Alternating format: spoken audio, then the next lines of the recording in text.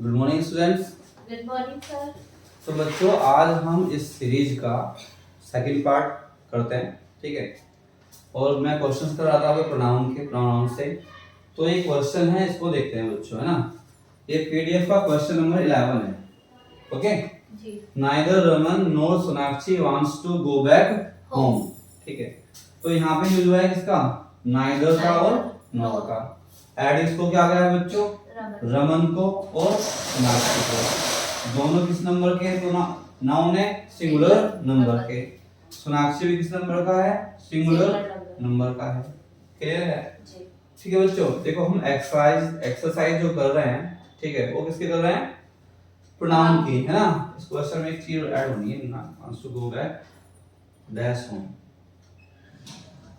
है ना, dash home. Option में क्या क्या है इसके, हर, देयर और हिज होम, है ना। क्लियर है। अब देखो बच्चों, neither Raman nor Sonakshi wants to go back dash home, ठीक है जी। अब यहाँ पे देखो, यहाँ पे लिखा हुआ है रमन, यहाँ लिखा हुआ है सोनाक्षी। अगर नंबर की बात करें तो दोनों सिंगुलर नंबर के हैं, लेकिन अगर जेंडर की बात करें तो ये मैस्कुलिन जेंडर का है रमन, और सोनाक्षी जो है वो फेमिनिन जेंडर की है, ठीक है। अब आप पूछोगे भैया कि हम तो प्रोनाउन पढ़ रहे हैं, तो फिर हम नाउन को डिस्क्राइब भी कर रहे हैं। इसलिए डिस्क्राइब कर रहे हैं क्योंकि जो प्रोनाउन यूज होते हैं वो अकॉर्डिंग टू नाउन यूज होते हैं। Pronouns are use according to noun. Pronoun उसी नंबर का यूज होगा जिस नंबर का नाउन होगा, और प्रोनाउन उसी जेंडर का यूज होगा जिस जेंडर का वो नाउन होगा, ठीक है। आप जानते हैं कि जब दो सब्जेक्ट को नाइदर नोर से जोड़ते हैं, जब दो सब्जेक्ट को नाइदर नोर से जोड़ते हैं, तो जो वर्ब एग्री होती है ना, जो वर्ब एग्री होती है वो होती है नियरेस्ट सब्जेक्ट के अनुसार। तो नियरेस्ट क्या लिखा हुआ है बच्चों, सोनाक्षी। अब सोनाक्षी क्या है, सिंगुलर है, और क्या है, फेमिनिन है, फेमिनिन जेंडर की है, ठीक है। तो जो प्रोनाउन यूज होगा वो भी कैसे होगा, सिंगुलर। अब सिंगुलर यूज होगा तो इसलिए देयर क्या हो गया बच्चों, गलत हो गया। जेंडर क्या है इसका, फेमिनिन, ठीक है। तो ये क्या गलत हो गया, इसमें से हिज गलत हो गया। दो answer of this question is her, ठीक है बच्चों। तो इसका आंसर है हर, है ना। एक बार रिपीट कर देता हूं, नाइदर और नोर से जोड़ा गया है रमन और सोनाक्षी को। वर्ब आती है किसके अकॉर्डिंग, नियरेस्ट के अकॉर्डिंग। नियरेस्ट क्या है बच्चों, सोनाक्षी। प्रोनाउन आएगा किसके अकॉर्डिंग, नियरेस्ट के अकॉर्डिंग।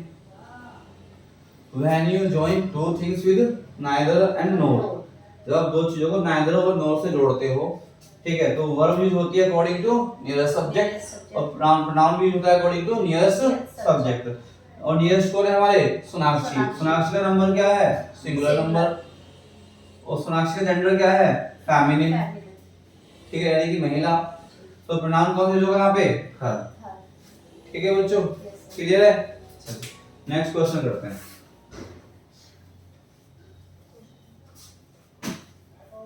जैसे मैंने बताया था, ठीक है, कि आप लोग पीडीएफ लेकर ही बैठें। मैंने टेलीग्राम चैनल पर इसकी वीडियो अपलोड की हुई है। तो बच्चों देखते हैं नेक्स्ट क्वेश्चन 16 तक कर लिए थे हमने, है ना। नेक्स्ट क्वेश्चन करते हैं। An agreement has been signed between the 4 companies because it was in the benefit of every of them, ठीक है। तो जैसे मैंने कहा था बच्चों, मैं आपको जो एरर का पार्ट होगा वो लिख दूंगा। तो यहाँ पे बात की रही है an agreement has been signed between the 4 companies. देखिए बच्चों क्या लिखा हुआ है, बिटवीन द 4 कंपनीज, ओके। और इन 4 कंपनीज के लिए यूज किया है उसने क्या बच्चों, एवरी। वो कह रहा है कि it was in the benefit of every of them. क्या यूज किया बच्चों, ऑफ एवरी ऑफ देम, ठीक है। क्लियर है कि कोई एग्रीमेंट है जो इन 4 कंपनी के बीच में हुआ है, और वो इनमें से हर कंपनी के लिए क्या है, बेनिफिशियल है। समझ में आ गया। अब ध्यान से समझना बच्चों, ये लिखा हुआ है 4 कंपनीज, क्या लिखा हुआ है, 4 कंपनीज, और 4 कंपनीज के लिए क्या यूज किया उसने, एवरी। ये जो क्वेश्चन है ये डील करता है किससे, use of each and every से। किससे बच्चों, use of each and every से।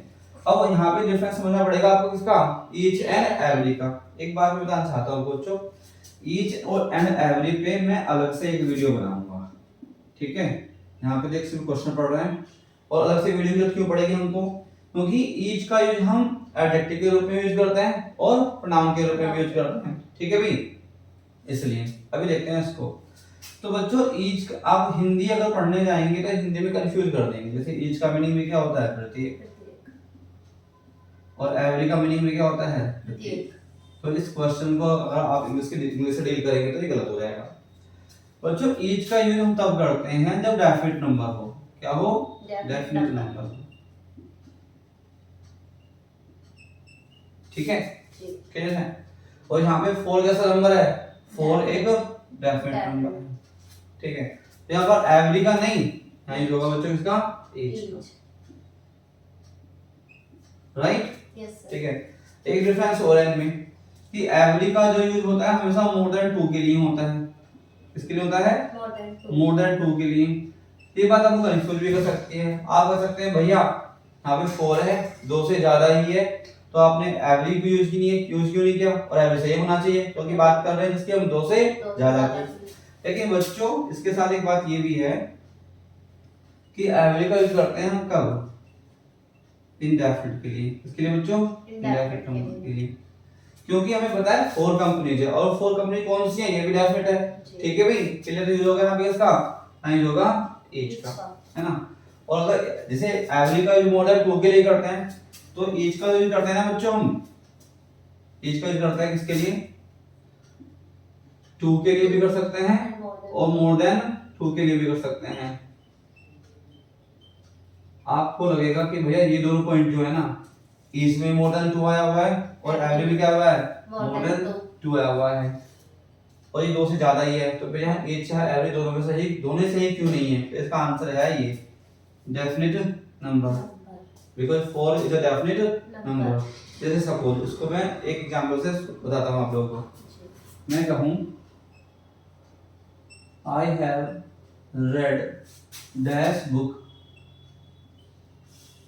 ऑफ दिस लाइब्रेरी, है ना, कि I have read dash book of this library, और ऑप्शन दे दूं मैं आपको क्या बच्चों, ईच एंड एवरी, इनमें से कौन सा ठीक होगा। तो अब मेरे को बताइए कि लाइब्रेरी के अंदर जो बुक्स हैं, लाइब्रेरी के अंदर जो बुक्स हैं, क्या वो डेफिनेट नंबर में है कि कितनी बुक्स है, ठीक है, वो हंड्रेड्स ऑफ बुक्स हो सकती हैं, तो हंड्रेड्स ऑफ बुक्स हो सकती हैं, यानी मोर देन 2 हैं, बट बुक्स कितनी हैं, हंड्रेड्स ऑफ बुक्स हो सकती हैं।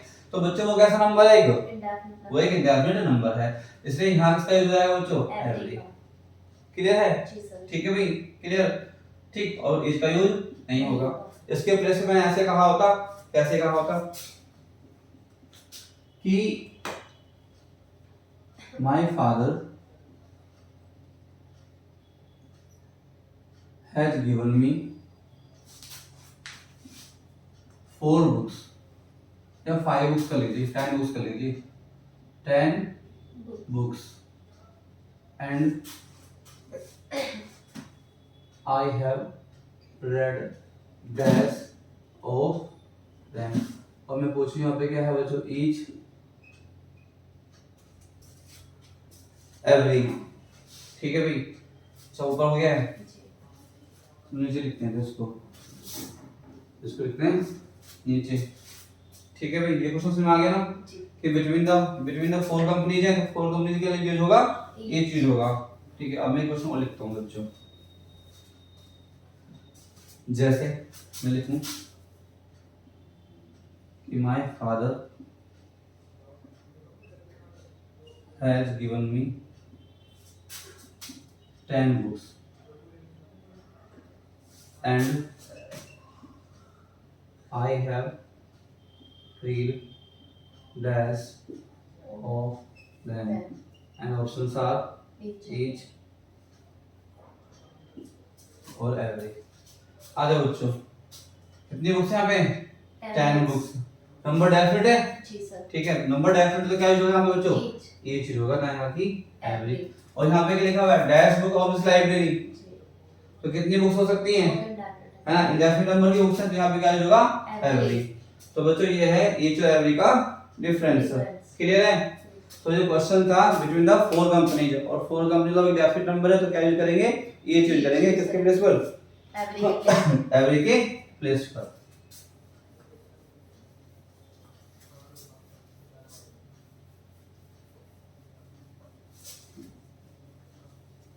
चलो बच्चों नेक्स्ट क्वेश्चन देखते हैं। एक क्वेश्चन है, अच्छा बच्चों अब जो क्वेश्चन स्टार्ट हो रहे हैं वो स्टार्ट हो रहे हैं इंटरोगेटिव प्रोनाउंस और रिलेटिव प्रोनाउंस पे, ठीक है। नेक्स्ट क्वेश्चन किस पे है, next question is about interrogative pronoun and relative pronouns, ठीक है बच्चों, ठीक। चलिए अभी क्वेश्चन बच्चों, who did you meet yesterday, question क्या है, who did you meet, who did you meet yesterday, clear है। अब आपको देखना है कि यहाँ पे ये हु जो लिखा हुआ है ये करेक्ट है या इनकरेक्ट है, ठीक है बच्चों, क्लियर है। कुछ बातें जान लेते हैं बेसिक्स की। हु और हुम के विषय में, हु और हुम के विषय में, ठीक है। Who refers to subject, who refers to subject, ठीक है भाई, who refers to subject and whom refers to object.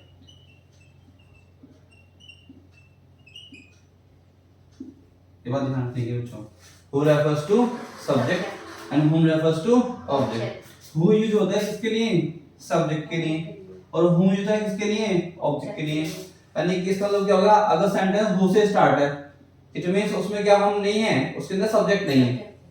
अगर सेंटेंस हुम से स्टार्ट है तो इट मींस उसके अंदर क्या नहीं है, ऑब्जेक्ट नहीं है, ठीक है। आइए अब देखते हैं भाई, डीड क्या हो गई, हेल्पिंग वर्ब, जैसे ये क्या लिखा हुआ है, क्वेश्चन वर्ड लिखा हुआ है, डीड क्या हो गई, हेल्पिंग वर्ब।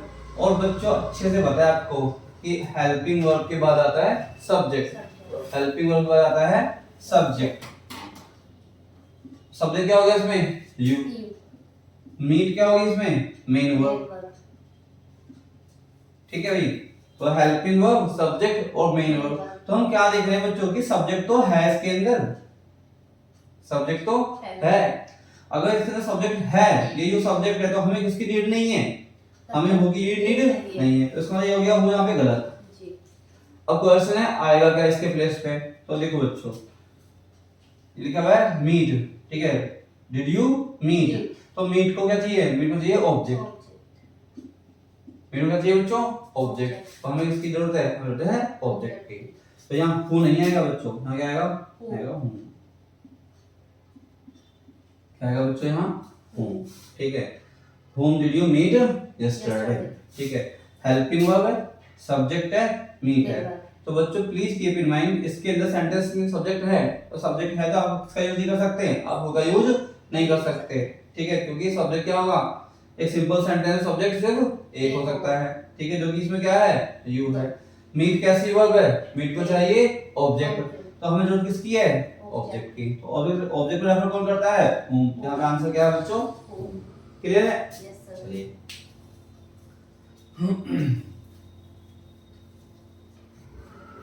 एक क्वेश्चन और देखें, ठीक है बच्चों। तो देखो इस सेंटेंस को कर रहे थे हम, who did you meet yesterday, और एक सेंटेंस है मैंने लिखा अपने पास से, हु डिड दिस। अब इसमें इस हु को इस हु कंपेयर करना है, इस डिड को और इस डिड को कंपेयर करना है, ठीक है। ये आपका क्वेश्चन नंबर 11 था, नहीं 12, ठीक है, क्वेश्चन नंबर 12 ये क्वेश्चन नंबर आपका 18, 18, ये क्वेश्चन नंबर आपका 18, ठीक है। तो देखो बच्चों यहाँ पे डिड क्या है, ये हेल्पिंग वर्ब, इसके बाद क्या लिखा हुआ है, सब्जेक्ट, ये लिखा हुआ है मेन वर्ब। तो हमें सब्जेक्ट की जरूरत है, ऑब्जेक्ट की, सब्जेक्ट तो हमारे पास में है, we need an object. Meet को क्या चाहिए, ऑब्जेक्ट चाहिए, तो मीट का ऑब्जेक्ट कहाँ है, ये रहा। तो यहाँ हु यूज नहीं होगा बच्चों, क्या यूज होगा यहाँ पे, ठीक है, ये तो सही हो गया ऐसे। इस बुक को देखते हैं बच्चों, है ना, कि क्या ये हुआ पे सही है। ठीक है, तो अब बात आएगी इस डिड की, कि डिड हेल्पिंग वर्ब है या ये मेन वर्ब है। ठीक है, तो मैं बता रहा था आपको कि बच्चों दो बातें ध्यान रखने की हैं, कि डिड का यूज आप हेल्पिंग वर्ब के रूप में भी कर सकते हैं और डिड का यूज आप मेन वर्ब के रूप में भी कर सकते हैं। अब कंफ्यूजन ये है कि भैया पता कैसे लगेगा कि डिड में कौन सी हेल्पिंग वर्ब है और कौन सी मेन वर्ब है। जैसे हमें यहाँ डिसाइड करनी है कि हेल्पिंग वर्ब है या मेन वर्ब है, तो बच्चों दो बातें ध्यान रखने की हैं। अगर डिड के साथ क्या आया हुआ है, नॉट, तो डिड क्या है यहाँ पे, डिड यहाँ पे हेल्पिंग वर्ब है। डिड क्या है यहाँ पे, हेल्पिंग वर्ब है। क्यों? Because not comes after the helping verb, not comes after the helping verb. ठीक है, दूसरी कंडीशन क्या है कि डिड कैसे, डिड का यूज होगा किससे, सब्जेक्ट से पहले। सब्जेक्ट। ठीक है, डिड का यूज होगा सब्जेक्ट से पहले। ठीक है, तो यहाँ पे इन दोनों कंडीशन में डिड क्या होगी, हेल्पिंग वर्ब होगी। अब देखते हैं यहाँ पे, अच्छा मेन वर्ब का क्या सीन है, डिड के बाद, ठीक है, डिड के बाद, ठीक है, क्या होगा, उसका ऑब्जेक्ट होगा। क्या होगा, उसका ऑब्जेक्ट होगा, जो कि नाउन या प्रोनाउन होगा। अब यहाँ आते हैं, क्या डिड के बाद कोई नोट लिखा हुआ है, नहीं लिखा हुआ है, इसका मतलब डिड क्या नहीं है, हेल्पिंग वर्ब नहीं है। क्या डिड के बाद सब्जेक्ट लिखा हुआ है, नहीं लिखा हुआ। आप में कुछ बच्चे कह सकते हैं भैया ये नहीं रहा सब्जेक्ट, सब्जेक्ट ये नहीं रहा, ये सब्जेक्ट यहाँ पे। तो बच्चों अगर ये सब्जेक्ट है, अगर ये सब्जेक्ट है तो इसकी मेन वर्ब कहाँ है, तो इसकी मेन वर्ब नहीं है। इसका मतलब क्या हो गया, डिड क्या है यहाँ पे हमारी, तो यहाँ पे मेन वर्ब है। ठीक है, और ये क्या है, इसका ऑब्जेक्ट है। तो यहाँ पे ये हु सही है ना। तो who refers to subject and whom refers to object. Clear है? चलिए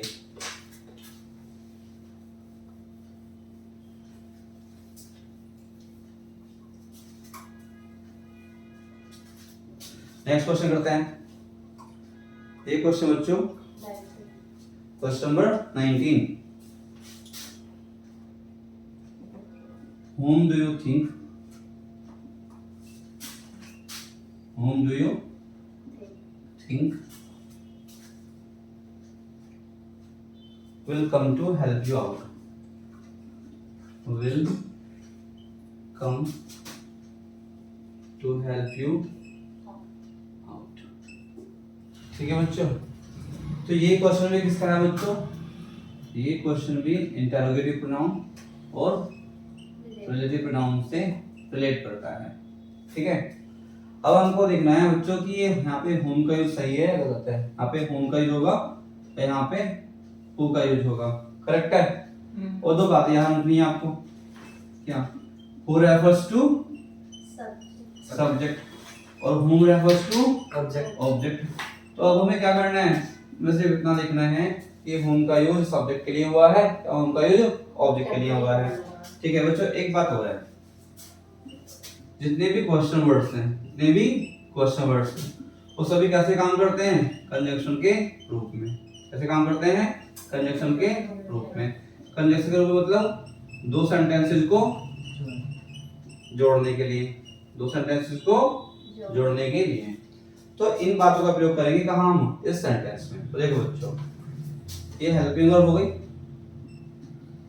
ये क्या हो गया, सब्जेक्ट यू, और ये होगी मेन वर्ब। अब यहाँ पे क्या रहेगा, विल कम। क्या हो गया बच्चों, विल कम। अब विल कम क्या हो गया, वर्ब है। ठीक है, क्या है, वर्ब है। एक वर्ब कहाँ है इसमें, टू हेल्प, ये इसका क्या हो गया, ऑब्जेक्ट। ठीक है, अब समझने की बात ये है, बेसिक ये है कि verb never comes without a subject, verb never comes without a subject and subject never comes without a verb. कहने का मतलब ये है कि सब्जेक्ट का वर्ब का एग्रीमेंट है कि अगर सेंटेंस में वर्ब यूज हुई है तो उसका सब्जेक्ट कंपल्सरी होगा। ठीक है बच्चों, तो आप देख सकते हैं इसका सब्जेक्ट इसके साथ है, ठीक है भाई, इसका ऑब्जेक्ट इसके साथ है। जो विल कम है इसको आवश्यकता किसकी है बच्चों, सब्जेक्ट की। और यहाँ पे क्या लिखा हुआ है, whom या who। तो who रेफर करता है इसको बच्चों, सब्जेक्ट को, whom रेफर करता है ऑब्जेक्ट को। तो देखो बच्चों, हमें जरूरत किसकी है, सब्जेक्ट की, क्योंकि वर्ब को बिना सब्जेक्ट के नहीं लिखा जाता है। तो बच्चों इसलिए इसका आंसर क्या हो जाएगा, हु। ठीक है, आगे बात समझ में आप लोगों को क्लियर है? एक बार और करूं, देखो यहाँ पे लिखा हुआ था whom do you think, फिर आगे लिखा हुआ है will come to help you out। हमें डिसाइड क्या करना है, who आएगा या whom आएगा। तो देखो सबसे अच्छा तरीका ये है whom को देखने का, जब हमें पता है कि who रेफर करता है किसको, सब्जेक्ट को, whom रेफर करता है किसको, ऑब्जेक्ट को, तो हमें पता ये लगाना चाहिए, कोशिश हमारी ये होनी चाहिए कि सेंटेंस में हमें जरूरत किसकी है, सब्जेक्ट की जरूरत है या ऑब्जेक्ट की जरूरत है। अगर हमें जो सब्जेक्ट की है तो हमें who यूज, वहां पे who यूज होगा, जरूरत किसकी है, ऑब्जेक्ट की, तो वहां पे whom यूज होगा। अंडरस्टैंड? और ये पता कैसे लगाते हैं, ये देखते हैं हम किस तरह से, हम देखते हैं कि कोई वर्ब के अकॉर्डिंग, जैसे यहाँ पे हेल्पिंग वर्ब है ये, और ये क्या हो गया, सब्जेक्ट हो गया, इसके साथ ये मेन वर्ब हो गई, तो सब्जेक्ट के साथ वर्ब हो गई, है ना। जैसे कि मैंने बताया कि subject never comes without a verb and verb never comes without a subject, तो इस वर्ब के साथ सब्जेक्ट हो गया। अब यहाँ पे क्या लिखा हुआ है, वेलकम, तो बच्चों जैसे इस थी को जरूरत थी किसकी, यू की, इस वेलकम को वर्ब को जरूरत है किसकी, सब्जेक्ट की। क्लियर है? आप कहें भैया आगे जाना, तो टू हेल्प यू, तो यू क्या हो गया यहाँ पे, ऑब्जेक्ट, यानी कि इस सेंटेंस में क्या जरूरत नहीं है, हमें ऑब्जेक्ट की जरूरत नहीं है, जरूरत किसकी है, सब्जेक्ट की। ठीक है, तो बच्चों वेलकम के अकॉर्डिंग यहाँ पे क्या आएगा, यहाँ पे आएगा सब्जेक्ट, यहाँ पे आएगा, ठीक है, कि who will come to help you out। बस थोड़ी देर के लिए इसको हटा के पढ़ के देख लें, क्वेश्चन हो दीजिए whom will come या who will come, है ना। मैं आपसे पूछ लूं ऐसे करके कि बच्चों क्या आएगा यहाँ पे, who will come या whom will come, सबको पता है ये वर्ब है और वर्ब पड़ेगी किसकी, सब्जेक्ट की, तो बच्चों यहाँ पे क्या आएगा, यहाँ पे आएगा who। क्लियर है? Yes sir. आंसर क्या है हमारा, who। ठीक है, वो बाकी बात याद रखें, who refers to subject, whom refers to object। Question word किसका काम करते हैं, कंजंक्शन का, दो सेंटेंसेस को जोड़ने का। जैसे who ने क्या काम किया है, do you think और will come to help you out को जोड़ने का। ठीक है, और सबसे इंपॉर्टेंट बात क्या है जिससे हमने क्वेश्चन सॉल्व किया, वर्ब के साथ सब्जेक्ट का यूज मैंडेटरी है। क्या है ना, अगर साइड में वर्ब यूज हुई है तो इट बिकम्स मैंडेटरी कि इसमें सब्जेक्ट का यूज जरूर हो। ठीक है बच्चों, चलिए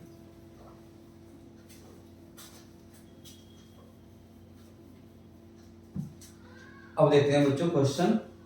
ठीक है, नेक्स्ट क्वेश्चन है 20। ठीक है, ये आसान क्वेश्चन है बहुत ज्यादा, है ना। क्वेश्चन नंबर 20 जो है बच्चों, ये है आपका इंडेफिनिट प्रोनाउन पे, इस पे इंडेफिनिट प्रोनाउन पे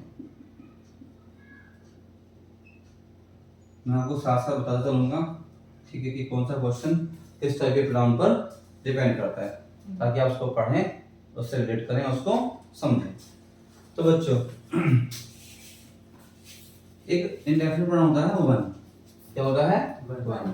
ठीक है, तो बच्चों वो इस देखो वन वन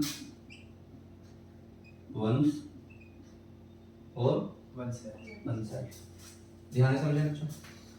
सब्जेक्ट के रूप में क्या यूज होता है, वन। इसका ऑब्जेक्ट फॉर्म कौन सा होता है बच्चों, वन। इसका पोजीशन कैसे दिखाते हैं हम, वंस से बच्चों, वंस से। ठीक है भाई, क्या इसका पोजीशन, और उसका रिफ्लेक्सिव प्रोनाउन क्या बनता है, वन साइड।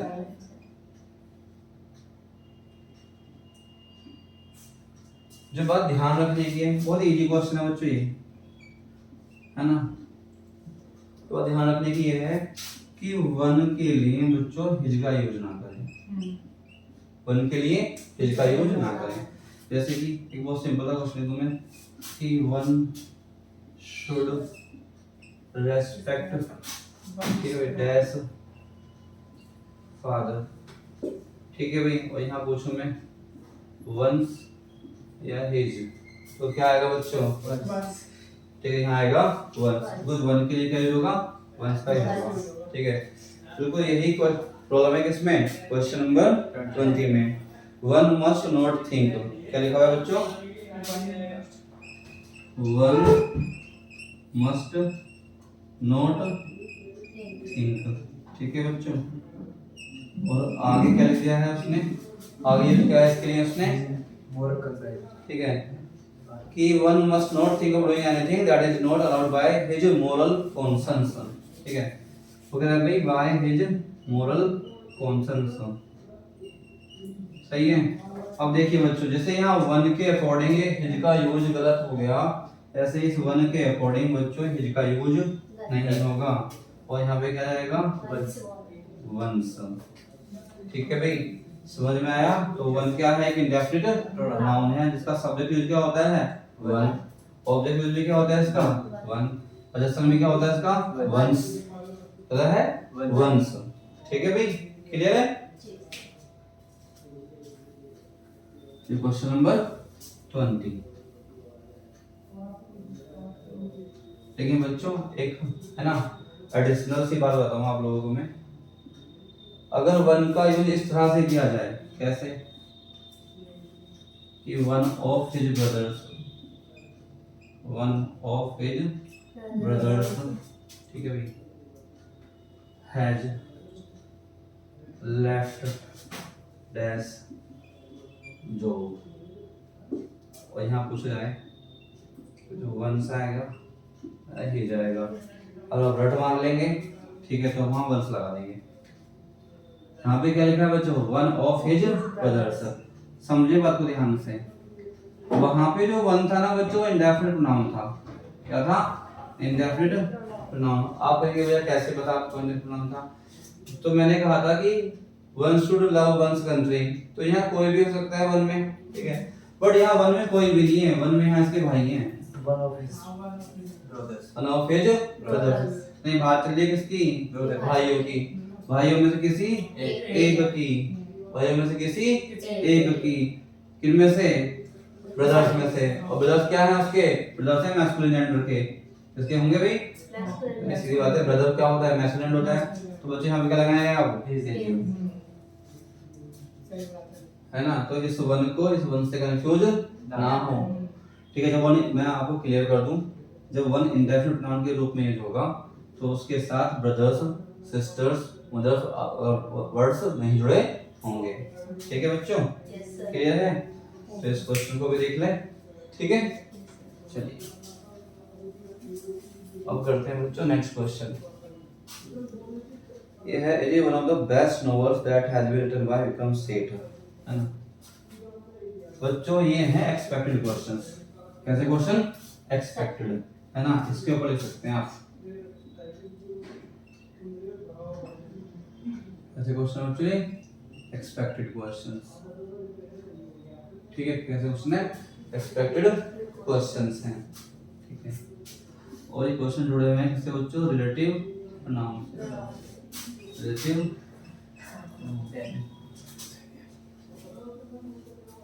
ठीक है, इससे भी रिलेटिव प्रोनाउन से, है ना। अब जो नए बच्चे हैं वो बार बार इस टर्म को सुन रहे होंगे रिलेटिव प्रोनाउन, तो सबसे पहले उनके मन में यही बात आई होगी कि what is the relative pronoun, सही है बच्चों। तो उनकी जानकारी के लिए बता दूं मैं कि हु, whom, which, whose, ठीक है, और इवन व्हाट, इनका यूज कैसे करते हैं बच्चों, Relative pronoun. रिलेटिव प्रोनाउन के रूप में एज अ रिलेटिव प्रोनाउन। अब बात आती है रिलेटिव, ये वर्ड रिलेटिव क्यों यूज किया गया है बच्चों इसके साथ में, अगर ये वर्ड देखना बच्चों इधर, अगर ये वर्ड सेंटेंस में अपने से पहले आने वाले क्या कोई नाउन या प्रोनाउन को रेफर करें, क्या करें रेफर करें, इन्हें क्या कहा जाएगा रिलेटिव प्रोनाउन, ठीक है। और बच्चों ध्यान रखें रिलेटिव प्रोनाउन के बाद जो वर्ब आती है वर्ब आती है, अब इसको समझने की जरूरत है आप लोगों को, है ना। ये क्या है रिलेटिव प्रोनाउन, इनके पहले क्या हुआ है कोई नाउन या प्रोनाउन आया, इसको क्या कर रहे हैं रेफर कर रहे हैं, यानी इनको वर्ड का यूज किसके लिए किया गया है, इनसे पहले आने वाले नाउन या नाउन के लिए किया गया है, उस वर्ड के लिए यूज किया गया है जो इनसे पहले यूज हुआ है, ठीक है।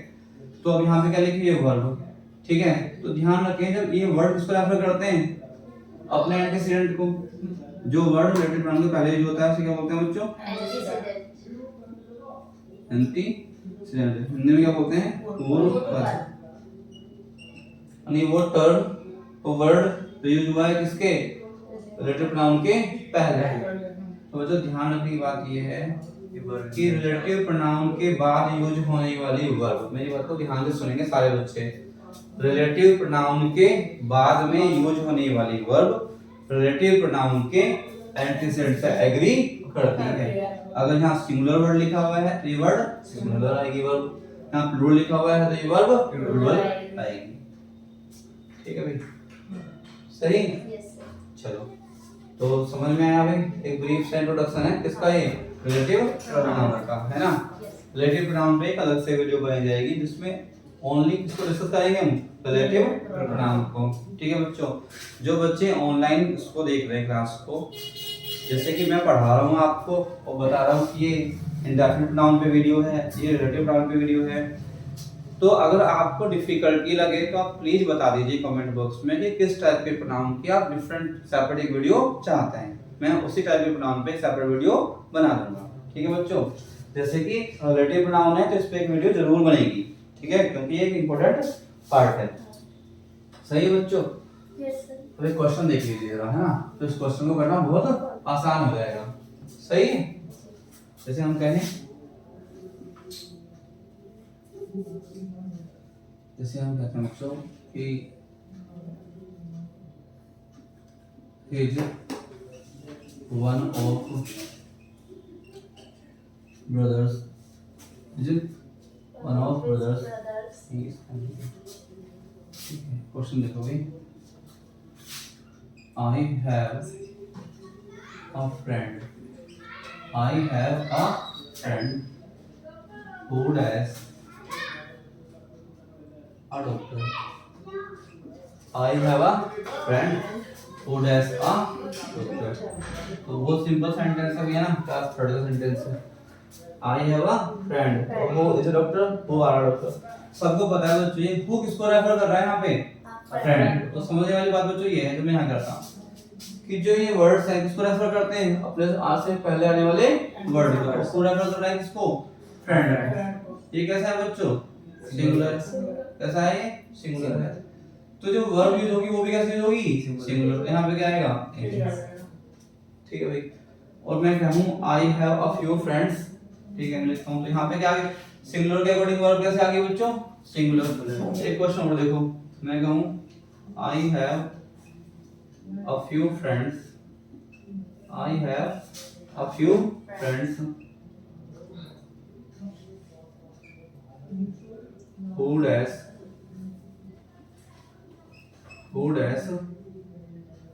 sorry बच्चों, who does doctor। सही है भाई? तो I have few friends, अब who के पहले क्या लिखना है बच्चों? A few friends, singular plural? Plural. ठीक है, और मैं पूछूं वर्ब कैसे आएगी बच्चों? बहुत सिंपल है, प्लूरल आएगी। तो इससे क्या सीखा हमने कि रिलेटिव प्रोनाउन के बाद जो वर्ब यूज होती है वो एंटीसीडेंट के अकॉर्डिंग यूज होती है। और एंटीसीडेंट किसे कहते हैं?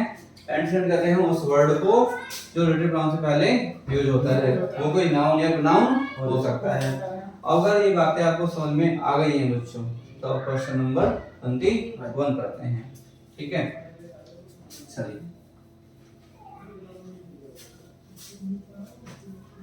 अब क्वेश्चन नंबर 21 करते हैं। एक क्वेश्चन है बच्चों, it is one of the best novels, it is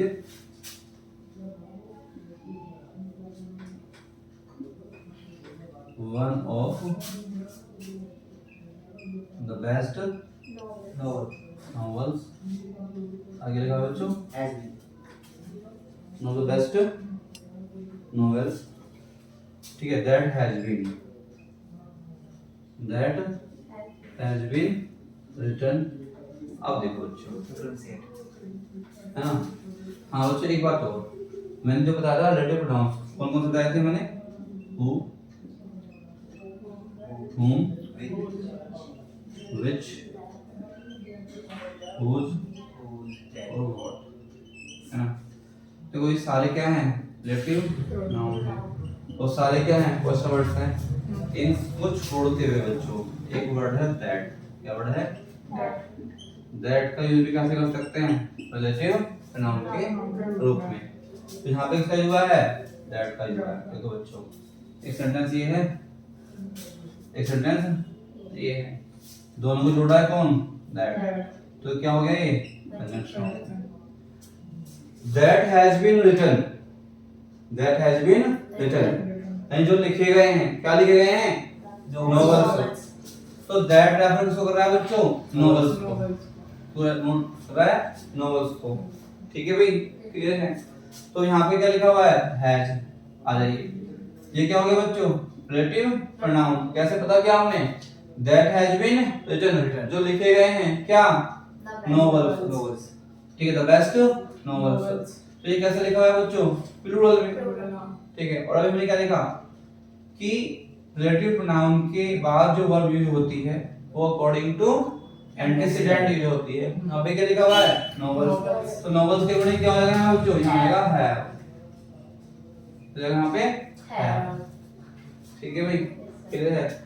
ठीक, चलिए अब बच्चों इसमें एक क्वेश्चन मैं और बताता हूँ आप लोगों को। ठीक, ये क्या लिखा हुआ है बच्चों, अच्छा इसको ऐसे दे सकते हैं बच्चों,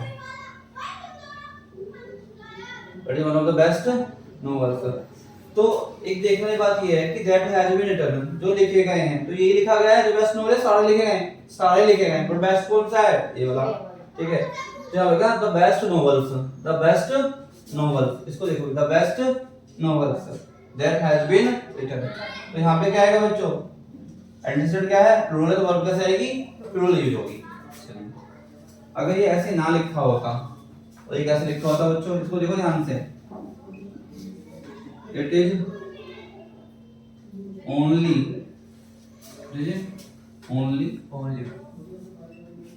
one of the best novels. कैसे करेंगे, only one of his novels. मैं क्वेश्चन चेंज करता हूँ बच्चों थोड़ा सा, it is only one of his novels that being published so far। देखो बच्चों इसको, it is only one of his novels that has been published so far।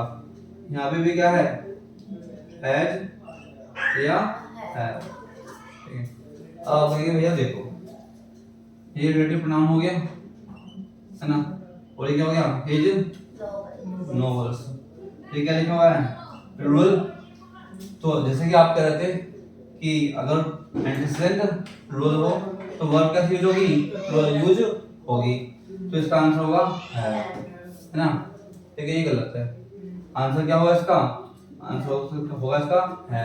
अब आप पूछेंगे क्यों भैया, वो स्टोरी खत्म हो गई, कौन सी वाली, कि रिलेटिव प्रोनाउन के बाद जो वर्ब आती है उसके एंटीसीडेंट पर डिपेंड करती है। ठीक है बच्चों, तो इसका आंसर है यहाँ पर, इसका आंसर कहाँ पे है, ओनली वन में, है ना। ये कह रहा है only one of his novels, है ना, it is only one of his novels that has been published. यानी नॉवेल्स तो उसने लिखे हैं, बट पब्लिश कौन सा हुआ है, ओनली वन। ठीक है भाई, इसको देखो बच्चों, एक सिंपल तरीका बताऊं करने का, इसको आप ऐसे लिख दें, of his novels, of his novels, it is only one, it is only one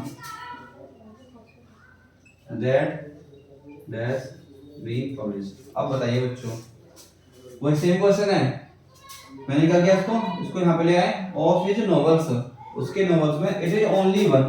अब बताना बच्चों, ये रिलेटिव नाउन हो गया, यहाँ पे क्या लिखा, ओनली वन, ये क्या हो गया, सिंगुलर हो गया, तो वर्ब कैसे यूज होगी बच्चों, सिंगुलर। यहाँ पे क्या होगा, अब हैज, ना कि हैव। ठीक है बच्चों, इसका ध्यान रखें भी जरूर, है ना। This question is very important. Clear है, चलिए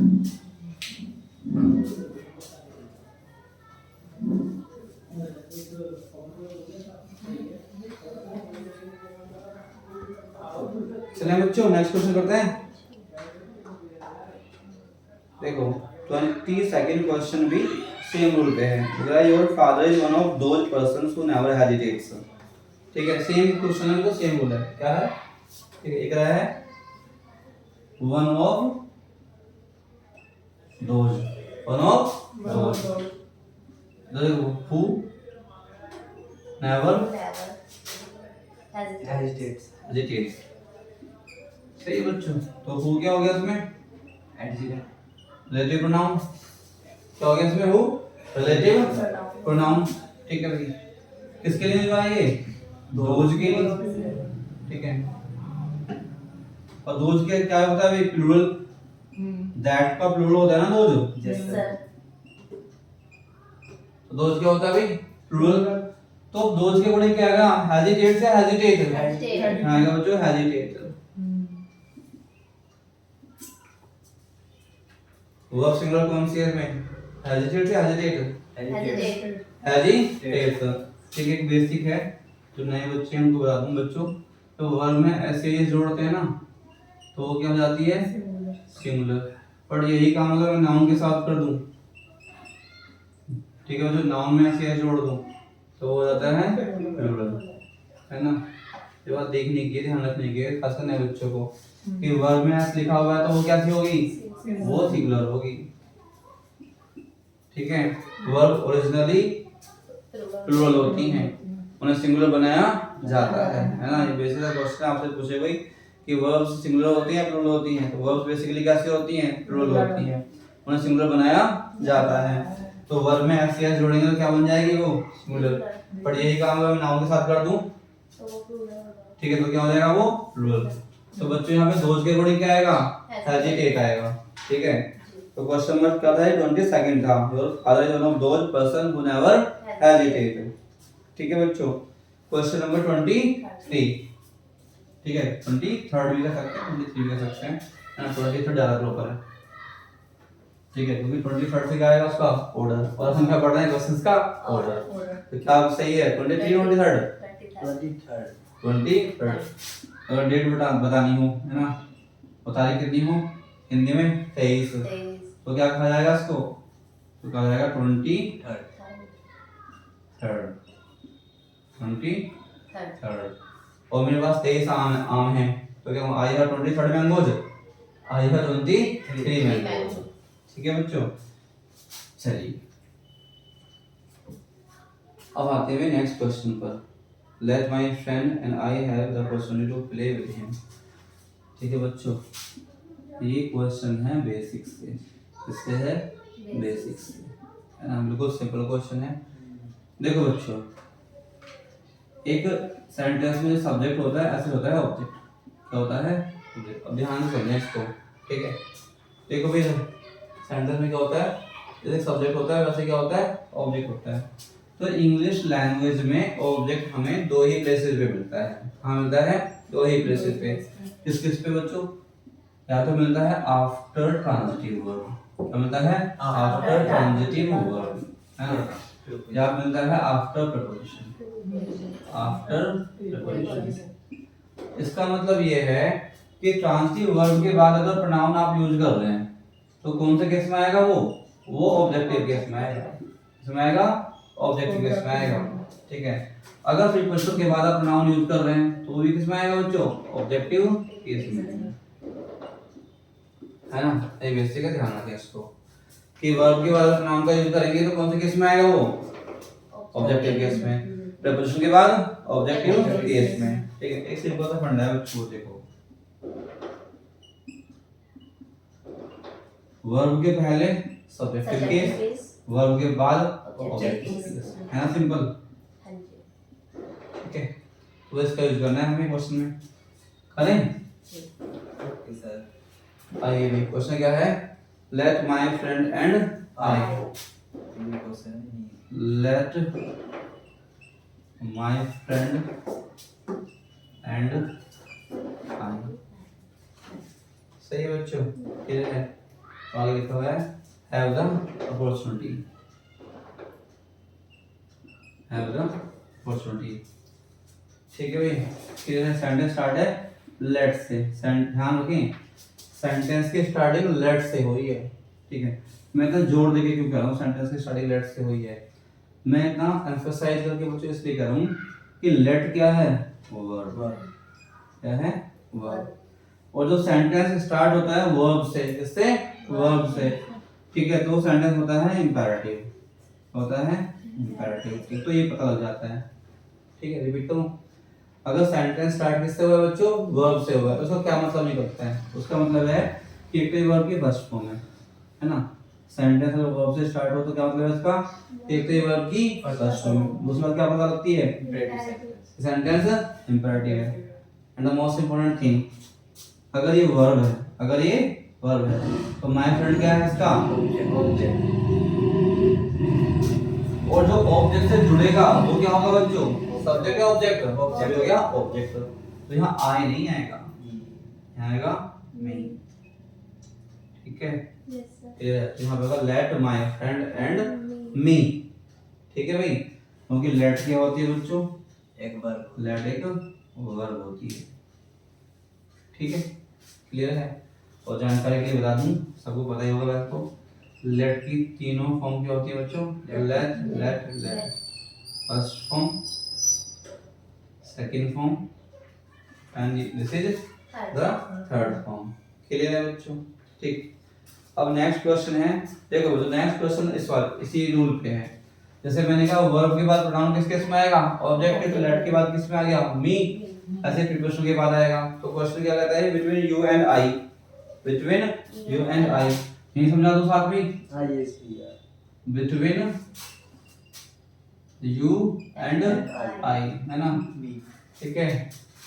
देखो बच्चों, बिटवीन क्या होता है, बिटवीन होता है प्रीपोजिशन, बिटवीन क्या होता है, प्रीपोजिशन। वो क्या लिखा हुआ है कि after preposition pronoun comes in objective case, क्या लिखा हुआ है, after preposition pronoun comes in objective case. तो बच्चों यू क्या हो गया इसका, ऑब्जेक्ट, और जैसे हमने यहाँ किया ऑब्जेक्ट से जुड़ेगा ऑब्जेक्ट, ऑब्जेक्ट से जुड़ेगा बच्चों ऑब्जेक्ट, तो आई के प्लेस पे आएगा मी, ठीक है बच्चों, क्लियर है। चलिए नेक्स्ट क्वेश्चन, लास्ट क्वेश्चन भी इस पीडीएफ का किस पे है बच्चों, ठीक है, इसी रूल पे है। क्या लिखा हुआ है, हम जरा पढ़ के बताएंगे भाई। Whatever I have got today is all for he and she।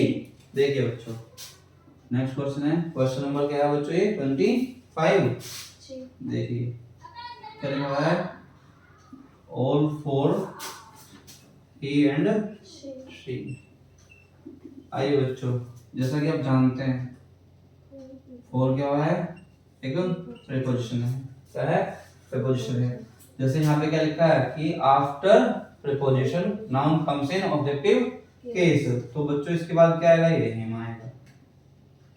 अब क्योंकि ये हिम हो गया और जुड़ा किससे, एंड से, तो ऑब्जेक्ट से क्या जुड़ेगा बच्चों, ऑब्जेक्ट। ऑब्जेक्ट से जुड़ेगा ऑब्जेक्ट, यहाँ क्या आएगा बच्चों, हर, है ना। तो आंसर आएगा him and her, in place of she and, in place of he and she, ठीक है बच्चों। तो ये प्रैक्टिस सेट 1, ठीक है, पूरी तरह से खत्म हो गया बच्चों। इसमें कभी कोई भी डाउट हो आपको तो आप कमेंट बॉक्स में जरूर बताइएगा। और जैसा मैंने कहा बच्चों कि जैसे रिलेटिव प्रोनाउन है ना, एक इम्पोर्टेंट टॉपिक है। तो नेक्स्ट वीडियो जो होगी वो होगी रिलेटिव प्रोनाउन के ऊपर, ठीक है, ताकि आगे जो क्वेश्चंस हैं उनका आप अच्छे से कर पाएं, ठीक है। और एक वीडियो होगी सेपरेट वीडियो किसके ऊपर, ईच एंड एवरी के ऊपर, जो ईच एंड एवरी, उसके अच्छे अच्छे क्वेश्चंस हम लोग करेंगे। ओके बच्चों, तो आज के लिए हम इतने पढ़ते हैं। जय हिंद।